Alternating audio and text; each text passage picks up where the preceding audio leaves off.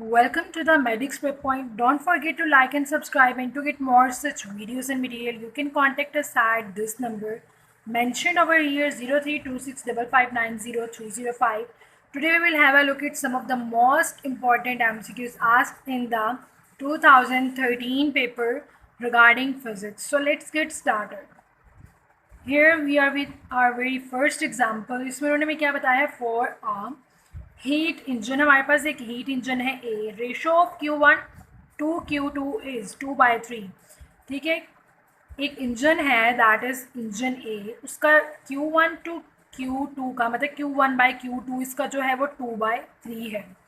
While that of the heat engine B, हम बात कर रहे हैं एक और इंजन है हमारे पास heat engine that is B. इसका रेशो है Q2/Q1 का 1/3.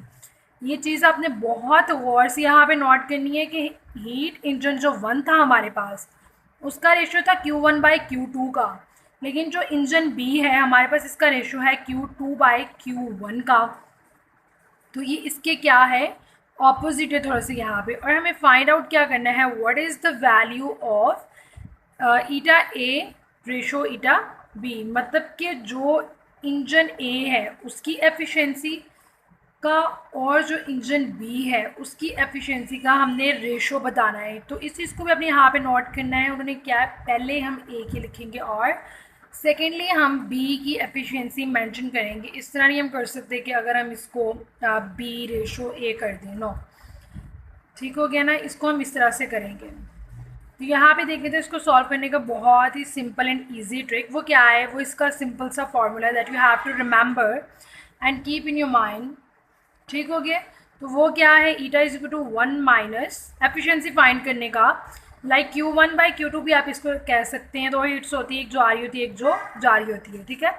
फॉर द हीट इंजन ए के लिए क्या करेंगे, बस हमने सिंपली वैल्यूज पुट करनी है और हमारे पास क्या होगा, आंसर आ जाएगा Q1/Q2 और Q2/Q1. ठीक है, दोनों के लिए जो है इस तरह से. और लाइक यहाँ पे तो ठीक है ना, हमारे पास Q2/Q1 है. हम इसमें क्या करेंगे, उन्होंने हमें Q1/Q2 दिया होता, तो हम इसको उसके मुताबिक क्या करेंगे, इन्वर्ट कर लेंगे. पहले हम इसके मुताबिक जो उन्होंने हमें गिवन रेशो है उसको कर लेंगे. उसके बाद जो हमारे पास फाइनल आंसर आ रहा है, efficiency of the heat engine A that is 1/2 and that of the efficiency of the heat engine B comes to be 1/3. Next what we have to do is to simply like put the values over here. जो ये ratio का sign होता है वो represent कर रहा होता है डिवीजन को, और जब यहाँ पे डिवाइड होते हैं मल्टीप्लाई होंगे तो क्या होगा, इन्वर्ट हो जाएगा और इस तरह से आंसर क्या हो जाएगा, ये हमारे पास. ठीक हो गया. देख लेते हैं हम लोग एक और एग्जांपल यहाँ पे. ठीक है, उन्होंने हमें क्या कहा हुआ है कि a small leak in the large water storage tank. एक बहुत ही बड़ा वाटर स्टोरेज टैंक है, उसके अंदर हमारे पास एक लीक आ गया है. If height of water above leakage, ठीक है, जो लीकेज है उसके अबव जो हाइट हमारे पास कितनी है, 10 मीटर हाइट हमारे पास एक चीज़ आ गई है that is 10 metre. Find out हमें क्या करनी है, speed of efflux through the leak. ठीक हो गया. वी हमने फाइंड आउट करना है, एच हमें गिवन है, सही है.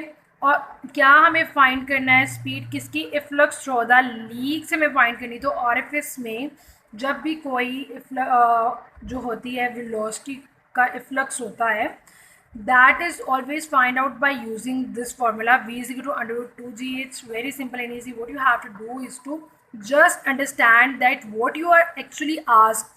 ठीक है, इस चीज़ पे अपने गौर करना है. चीज़ें इतनी मुश्किल या इतनी कॉम्प्लिकेटेड होती नहीं है जो उन्होंने पूछी नहीं होती, सिर्फ उन्होंने उसको थोड़ा सा घुमा फिर आगे बहुत बड़ी सी स्टेटमेंट दे दी होती है. और हमें बस उनको चीज़ों को अपना जो होता है उसमें, जैसे मैंने पहले बताया कि जो इंपॉर्टेंट पॉइंट्स उनको सेपरेट कर लेना है, उनको हमने इंटरलिंक करना है और इस तरह हम बहुत सिंपली इनको सॉल्व कर सकते हैं. तो यहाँ भी क्या करेंगे, वैल्यूज़ पुट करेंगे और आंसर क्या आ जाएगा इसका हमारे पास 14 ms-1. नेक्स्ट हमारे पास आ जाता है एक और एमसीक्यू जिसमें वो कहते हैं solenoid is cut into the 2 halves. एक सोलिनॉइड के 2 हाफ्स में उन्होंने डिवाइड कर दिया. Magnetic induction due to the same current in each half will B.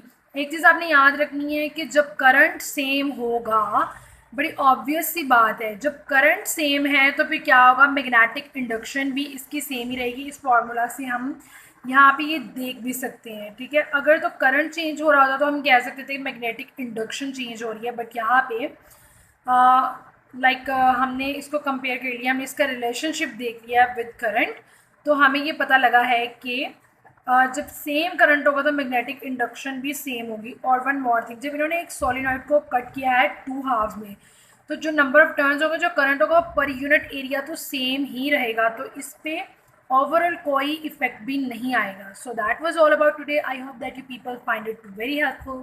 Thank you so much.